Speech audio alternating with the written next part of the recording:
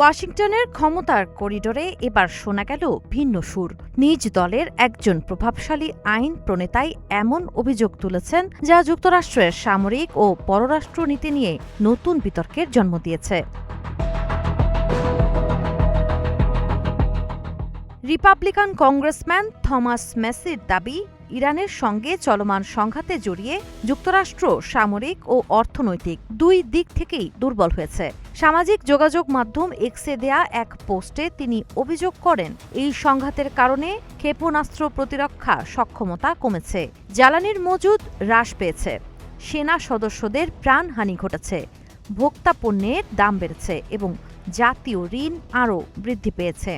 I find myself disagreeing with the chairman in this debate, but agreeing vehemently with him last year and the year before when he pointed out this program is unconstitutional and there's only one way to fix it.